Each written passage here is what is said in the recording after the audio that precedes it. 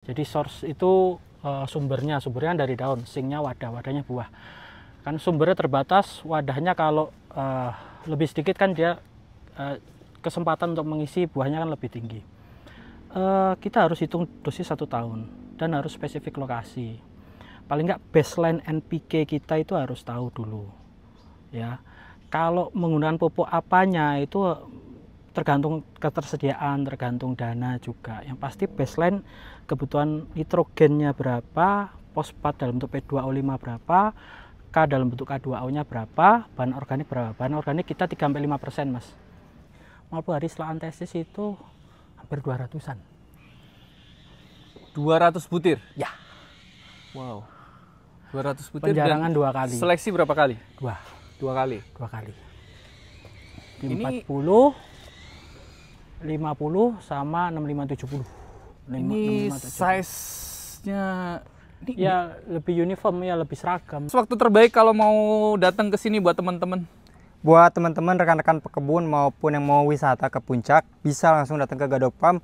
Kita mulai panen raya perkiraan di akhir Januari sampai dengan bulan April. Nah, jadi buat teman-teman yang mau main ke puncak sambil liburan atau sambil rekreasi, silakan langsung datang ke Gadok Farm. Kita udah mulai stok dari durian Musang King, ada duri hitam juga, sama nanti juga kita mulai masuki panen ada alpukat juga. Guys, kita di bawah pohon Musang King yang aduh, kapan ya saya punya pohon kayak gini nih? Besok. Saya pindahin ya, dongkel ya. Nih guys, lihat ini guys. Dari kemarin lihat kontennya Om Meho kayak gini terus. Ya sekali-kali lah ya. Sekali-kali kita bikin sundul kan. Ini kecil sih. 3 kilo hampir lah. Ya. Tapi yang bawah yang itu udah gedebak-gedebuk aja tuh. Yuk. Kita ngobrol di sana aja, Mas. Oke. Ada yang mau saya tanyakan nih, Mas. Ini Abang Surya ini udah gedebak-gedebuk udah panggilan alam ini. Tadi sesuai janji nih, kita buka teman-teman. Oke, sebentar Mas, sebentar. Tahan dulu. Siap. Saya mau nanya dulu. Nih, mumpung ada chefnya nih. Mas. Pertanyaan klasik nih, Mas. Ya. Nih dia udah tahu gue mau nanya apa. Dia udah tahu nih. Udah ketawanya udah. Ini gimana nih, Mas? Ya begitu. Mas, kasih tahu lah. Apanya? Program pemupukannya bisa menghasilkan buah dengan grade A almost 100% ini. Kalau grade A maksudnya ukurannya? Oh iya. Ukuran pasti harus seleksi, Mas. Harus seleksi. Oh, seleksi. Harus seleksi. Oke. Seleksi. Ya karena kan itu kalau di saya dulu belajar itu namanya teori source and sink. Jadi source itu sumbernya dari daun, singnya wadahnya buah. Kan sumbernya terbatas, wadahnya kalau lebih sedikit kan dia kesempatan untuk mengisi buahnya kan lebih tinggi. Terus yang kedua nutrisi NPK tadi, makro, primer, makro sekunder, mikro, bahan organik. Gitu. Ya rata-rata 1 tahun kalau NPK ya bisa 18 kiloan lah. NPK. Ya. Kita ngomongin unsur ya itu. Ya. Bukan komposisinya loh ya. Bukan. 18 kilo itu berarti kolektif antara NP dan K. Enggak pupuk. Kalau berdasarkan hitung dari grade fertilizernya ya K dalam bentuk K2O itu kami saat ini untuk Oci Musang King itu sekitar 4.000 gram per tahun. 4.000 gram per tahun. Tergantung pupuk NPK-nya berapa punya grade fertilizer kan. Yes. Gitu. Oke. P-nya di? P-nya kita di 1.200. 1.200. N di? N pasti lebih tinggi dari standarnya lah karena juga tambahan air hujan, bahan organik juga kita agak banyak juga. Gitu. Oke. Walaupun maunya N-nya sedikit ya, nunggu kita bikin pabrik pupuk lah. Iya sih, tapi sebetulnya aku maunya nggak gitu jawabannya. Nah, maunya nih, Mas. Oh ini yang paling sering kita dengerin kalau ada yang describe pemupukan pembuahan, Nah, dua bulan sebelum itu flowering. Itu yang mau saya maksudnya luruskan ke teman-teman ya. Nah ini nih. Kita harus hitung dosis 1 tahun dan harus spesifik lokasi. Paling nggak baseline NPK kita itu harus tahu dulu. Ya, kalau menggunakan pupuk apanya itu tergantung ketersediaan, tergantung dana juga. Yang pasti baseline kebutuhan nitrogennya berapa, fosfat dalam bentuk P2O5 berapa, K dalam bentuk K2O-nya berapa, bahan organik berapa. Bahan organik kita 3-5%, Mas. Enggak lebih dari itu, enggak gitu. kurang dari itu sih. Oke.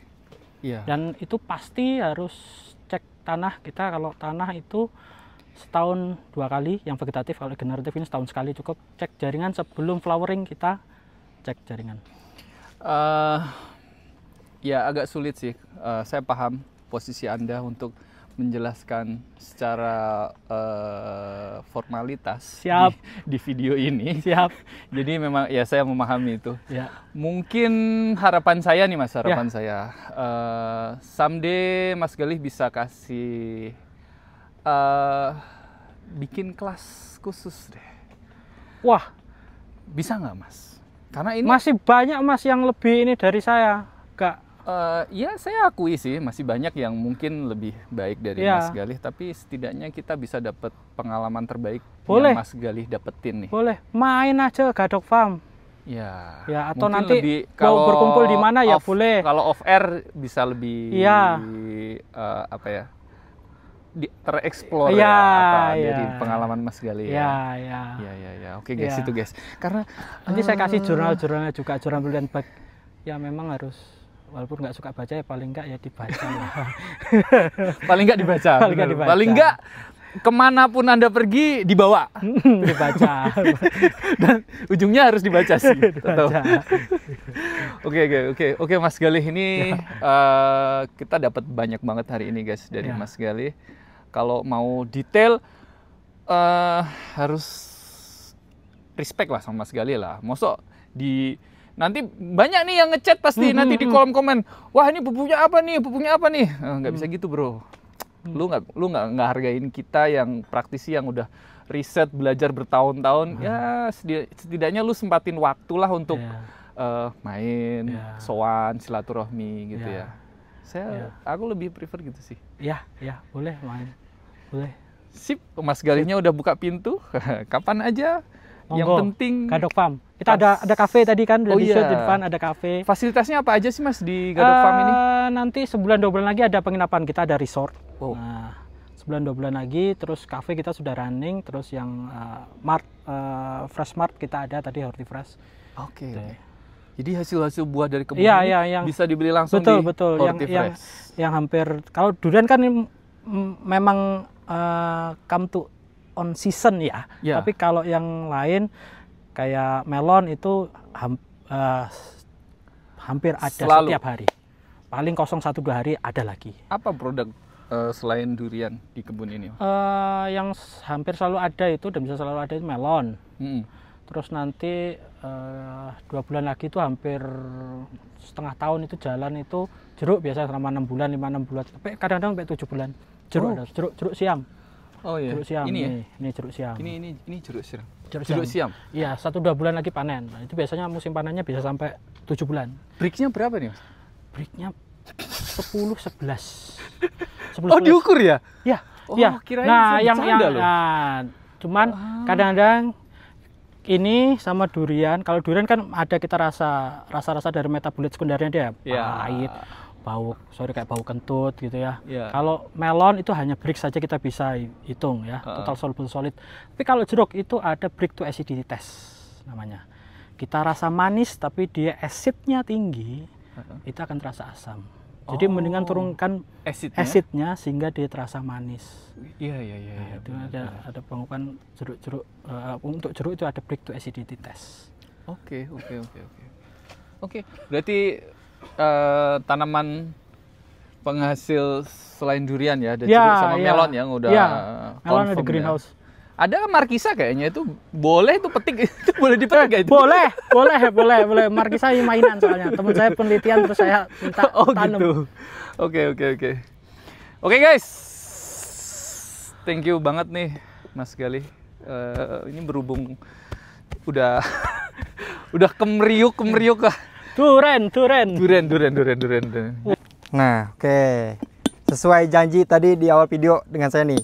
Kita buka hasil panen kita hari ini nih. Dari C51 nih, guys.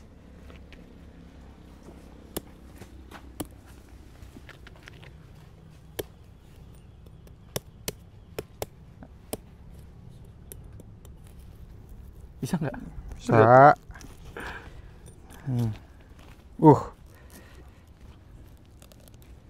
Ntar. Kita langsung buka.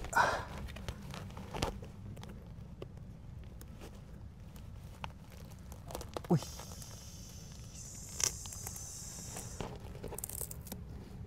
Cakep bro.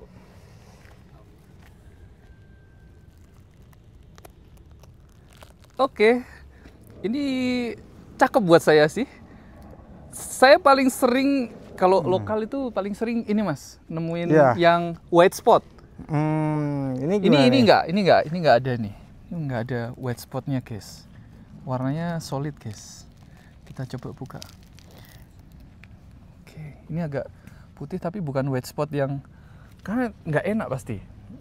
Kita ini udah boleh dicicip. Boleh, monggo Pak, silakan. Oke guys, ini Kita tes dulu. tes kelembutannya dulu guys. Kering bro, kering. Ajib ini. Saya ambil ya. Silakan Pak. Ini baru jatuh nih ya. Guys, aduh harusnya difoto dulu tadi. Kita langsung makan musangking di bawah pohonnya nih guys. Ini kalau lihat dari teksturnya, aduh, ya udah nggak tahan saya. Aromanya cakep ini, aroma musangking banget nih.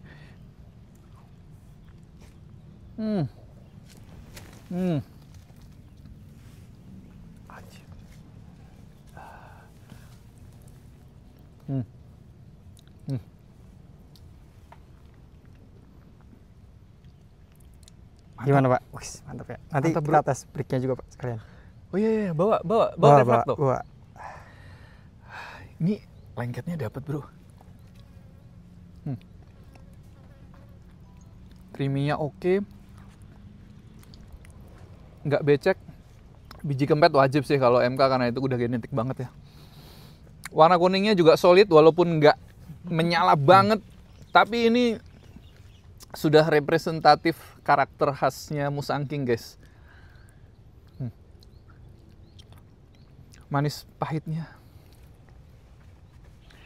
Pahit banget sih enggak, tapi ini ngeblend. Ini gimana Mas? Pokoknya buat rasa teman-teman nggak usah khawatir.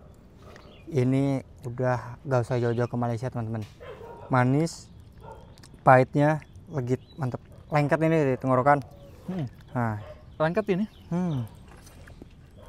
nanti bisa langsung kita cek juga refraktornya nanti teman-teman. Berapa sih breaknya ini?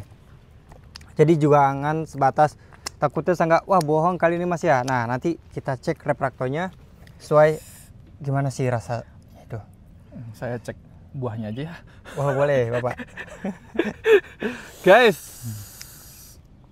musangking dari Gadok Family guys. Wah. Pengen dapat sensasi makan durian musangking di bawah pohon langsung. Aduh, kalian harus datang ke Gadok Farm. Dan kalau sekarang buahnya masih random ya jatuhnya ya, 10 sampai 15-an butir. Tapi akhir musim, akhir bulan ini akan panen raya guys. Nggak ada duanya pokoknya. Kalau kalian pengen nyicipin musangking sambil berfotoria di bawah pohon kayak gini. Segeralah datang ke Gadok Farm sebelum terlambat, karena musim lalu saya nggak kebagian. Telat saya. Ini ajib ini guys, gede-gede buahnya. Ih, cakep bro, asik ini. Oke guys, sekarang kita bersama Mas siapa namanya? Bagas. Mas Bagas sama Mas Surya Insomnia. Mas, ini pegang alat apa Mas namanya Mas? Nah, ini refrakto teman-teman. Nah, ini alat untuk mengecek kemanisan pada buah. Oke. Tentunya pada buah durian. Oke. Langsung kita cek durian Musangking Gadok Farm. Oke Mas. Jadi ini untuk mengukur nilai Brix-nya ya? Ya, tentunya. Jadi kemanisan itu bisa dideteksi salah satunya dengan alat ini guys, namanya refraktometer. Wih, 40 Mas? Ya. Luar biasa. Ketemu 40 itu bagus banget nggak sih? Di angka 40 ini kita sudah memasuki premium tentunya.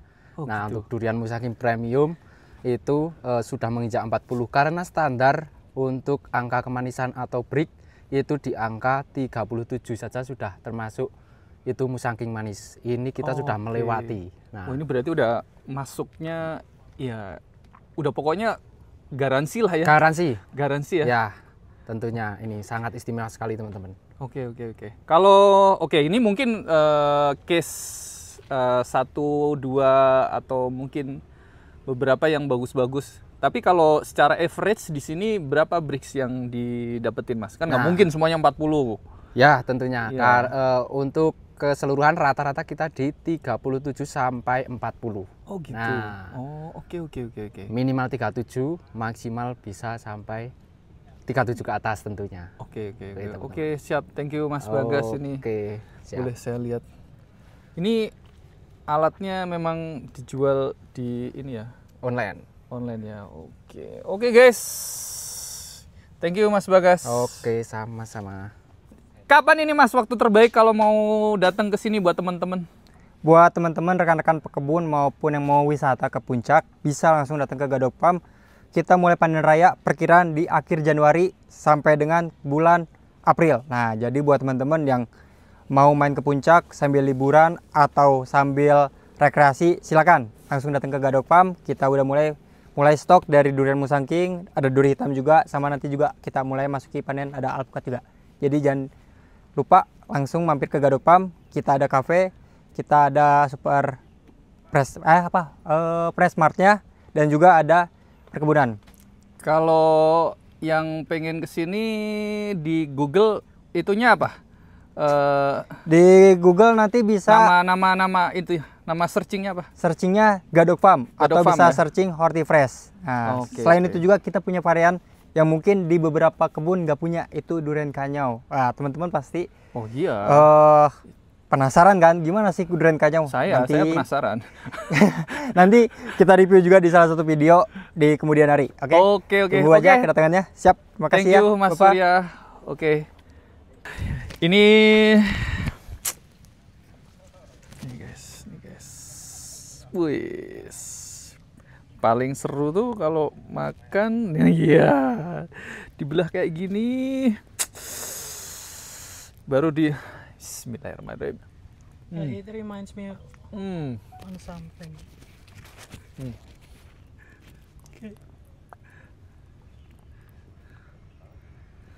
Pokoknya gitu aja ya. Nggak usah banyak berkata-kata. Biar ekspresi yang bicara. Mas Galih, Ya, di belakang kita ada gorden durian Musangking nih. Gimana nih Mas? Biar bisa jadi kayak gini, apa harus nunggu pohonnya usia 8 tahun?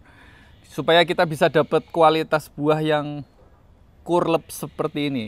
ya kalau budidayanya tepat, ya secara linear dia akan tambah dari mulai tahun kelima ya, 6, 7, 8 akan tambah terus ya yieldnya, production yieldnya. Begitu juga kualitasnya. Nah, kalau ini aslinya itu malah lebih dari ini. Ini saya waktu 50 hari setelah antesis itu hampir 200-an. 200 butir. Ya. Wow. 200 butir. Penjarangan dan 2 kali. Seleksi berapa kali? 2 kali. kali. Di Ini- 40, 50 sama 65 70. Ini size-nya ini ya lebih uniform ya, lebih seragam dia. Oke, kita ulik sedikit. Ini polinasi manual atau Diperbantukan. jadi kita bantukan. salah satu faktor kenapa buahnya bisa bulat, apakah ini salah satu efek dari polinasi manual? Seberapa Bisa jadi, persen ya? tapi saya masih punya keyakinan bahwa polinasi manual itu membantu kejadian fruit set sehingga jumlah fruitlets-nya itu jadi lebih banyak. Oh. Kalau yang saya Meningkatkan yakin, quantity gross-nya Ya, supaya sudah. netnya bisa lebih banyak. Ya, ya. itu yang masih saya yakini. Hmm. Tapi kalau soal Tapi bentuk ya kalau mungkin untuk bisa jadi. Bener, ya bisa jadi, tapi masih Saya masih ragu. ragu ya. Masih ragu. Masih belum dapat data fixnya. Ya, gitu ya. Terus untuk apa? Kan kadang kita nanya formulator pupuk ya. Iya, betul. Wah, ini kita pupuk kalau mau buahnya 50 kilo kita pupuk sekian. Apakah ini diterapkan juga di sini? Ada yang pendekatannya seperti itu, tapi kalau kita itu pendekatannya jumlah NPK 1 tahunnya. Jumlah NPK 1 Gue mau tahunnya. muter biar backgroundnya Ya, duren. jadi Nah, jumlah NPK 1 tahunnya ya tadi ya. P2O5-nya itu 1000 sampai 1200 yang di Oke. kami ya. Oke. K2O-nya itu 4000 sampai 5000 gram per tahun. Nah, itu kan dari sisi kita. Hmm. Kita mungkin dikasih knowledge untuk menghitung. Tapi pada saat aplikasi, efisiensi penyerapan, faktor alam, gimana cara kita memaksimalkan hasil hitungan kita di kertas biar bisa maksimal nih di lapangan? Satu, memang ada experiences ya, harus ada pengalaman. Bukan kadang, udah pasti memang spesifik lokasi pemupukan itu. Ini kan bicara soal timing ya, Ya. jadi memang harus sering mengamati, mengaplikasikan, terus dampaknya terhadap tanaman bagaimana. Di kami split dosis itu 1 tahun 7 sampai 8 kali. Kalau masalah pada saat proses pengisian buah, ada beberapa info yang saya dapat. Wah, ini jangan masuk kalsium atau dolomit atau kapur. Itu akan mempengaruhi penyerapan apa itu? Ya, K saling ya? mengikat. Iya, karena semuanya kation 2 positif, Ca, Iya. K, dan Mg. Nah, Itu kalau maaf nih, kalau pH-nya drop tuh gimana? Kan hujan nih sering. Kalau yang vegetatif setahun 2 kali kasih dolomit.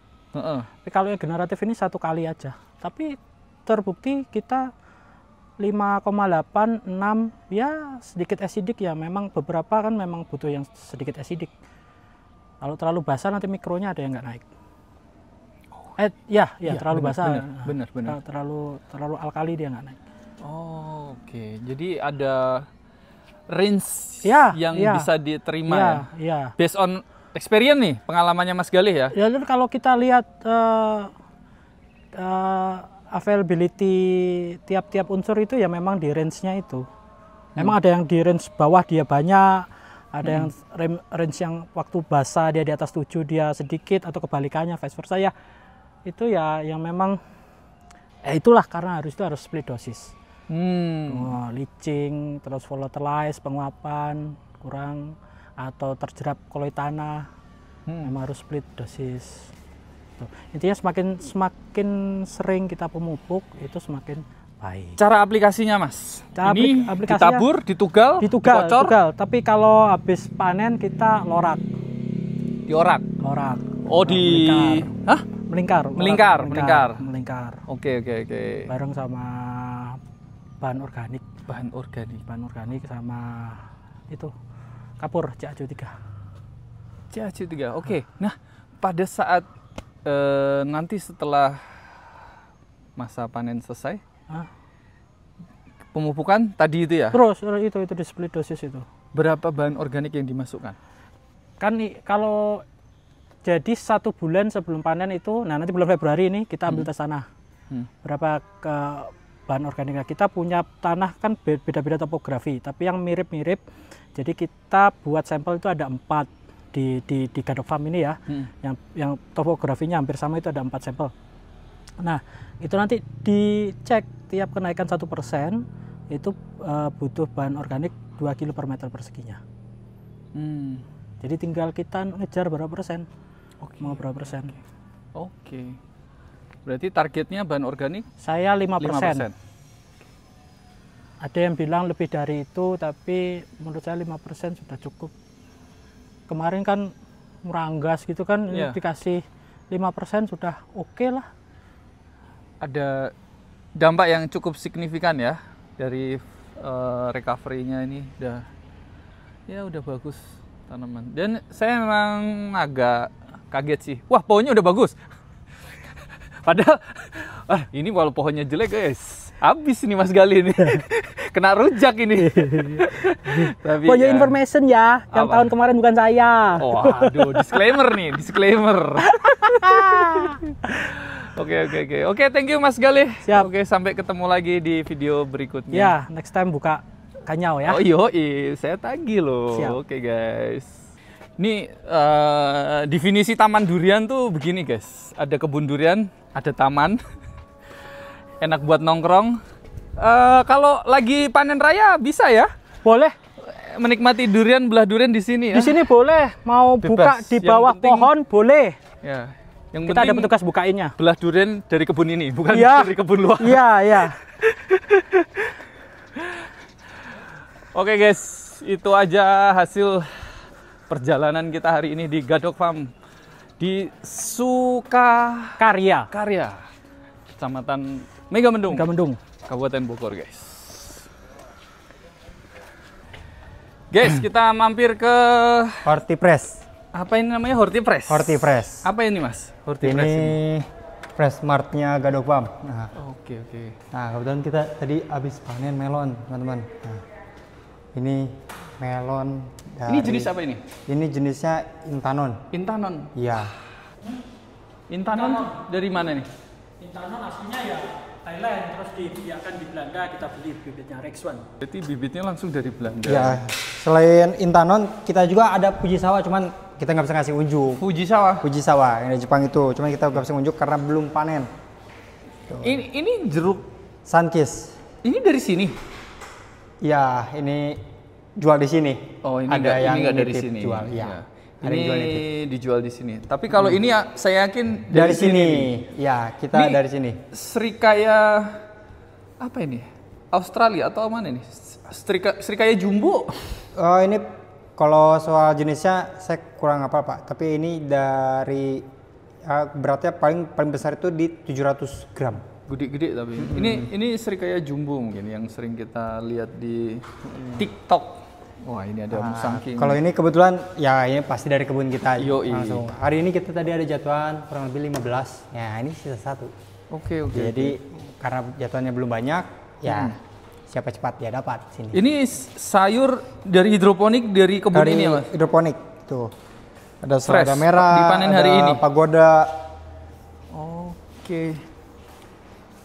Ini selada merah. Selada merah. Ini apa ini? Ini pagoda. Ya. Kale bukan? Bukan ini romaine. Romaine, ini pagoda nih. Oh ya, ini pagoda nih. Oke. Saya taunya sawi hijau, sawi putih, engkol. Ini keluarga sawi-sawian. Oh, ini Brassicae. Nah, ini keluarga sawi-sawian. ini Pak Coy. Bukan. Pagoda. Juga. Jadi di Hortifresh ini apa yang bedain sama di sana nih Mas? Di sana ada tempat nongkrong juga loh. Nah, bedanya kalau Hortifresh dengan Hortikopi adalah kalau di sini kita jual hasil kebun kita dari buahnya, dari olahannya. Kita jualnya di Hortifresh. Nah, kalau di Hortikopi kita jualnya makanan berat sama dengan kopi dan minuman yang manis, yang bukan dari buah. Gitu. Oh, oke. Guys, kita nikmatin melon Intanon. Ini yang tadi di dalam udah dikupas. Tadi saya udah cobain, manis banget guys. Saya baru tahu ya, melon Intanon tuh warnanya hijau gini ya. Hijau. Tak pikir tuh semua melon tuh kuning, bro. Oh, enggak. Putih Ada- kekuningan gitu. Ada green flash, ada orange flash. Oke. Ada yang white flash juga, daging putih ada. Oke. Guys, kita masih bersama Mas Galih. Kita nikmatin dulu melon Intanon. Maaf nih tangan kiri ya guys. Ini yang kanan pegang kamera.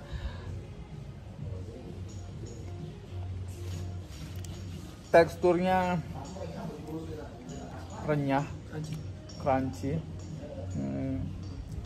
Yang sisi tengah lebih lembut tapi nggak benyek ya. Kalau melon yang Orange lebih lembut. Oh, yang orange lebih lembut. Jadi teksturnya lebih crunchy. Ya benar. Kadar airnya lebih sedikit.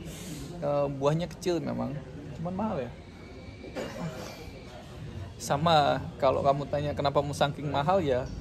Kenapa melon Intanon mahal ya? Ya karena Intanon, iya kan? Ya karena melon Intanon. Kalau melon biasa ya enggak juga.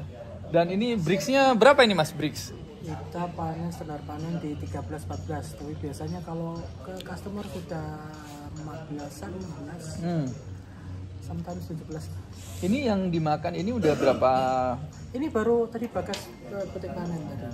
Oh, baru petik panen. Baru petik panen. Oke, ini cakep ini.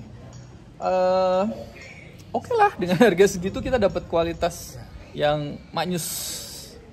Ini oke.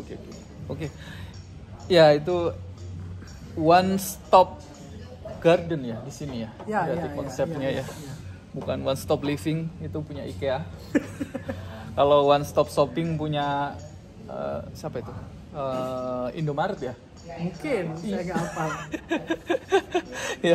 ya pokoknya ini kalau di sini one stop gardening. Buah ada, sayur ada, durian ada. Nangka mana? Nangka J33 nggak produksi? Enggak. Oh, Tapi kenapa? akan tanam nangka yang Anda sebutkan tadi. Oh, oke. Bagus. Jadi ada semakin banyak buah yang bisa kita review tahun depan. Kalau nanti waktu Mas Mufti datang ada alpukat, ada jeruk, siam. Oh, boleh. Alpukat. Boleh. Mau review kanyau. Ya. Oke, siap. Amin. Semoga jadwal kita cocok, Mas. Siapa tahu saya lagi di luar negeri gitu. Ya. Luar kota maksudnya. Oke guys, ini melonnya, wah udahlah cobain aja sendiri deh. Kalau saya nggak pandai berbohong soalnya. Ya bagus ya, saya bilang bagus. Jelek, ya jelek. Ini bagus. Emang kalau buat dapetin Brix atau taste seperti ini mudah nggak sih Mas untuk melon? Satu, secara genetik dia harus punya arah genetik untuk melon manis ya. Terus yang kedua cara budidaya. Kalau dia memang dari pemulihannya ya atau dari pabrikannya itu tidak ada genetik untuk manis ya. Sulit ya, sulit. Tidak mungkin.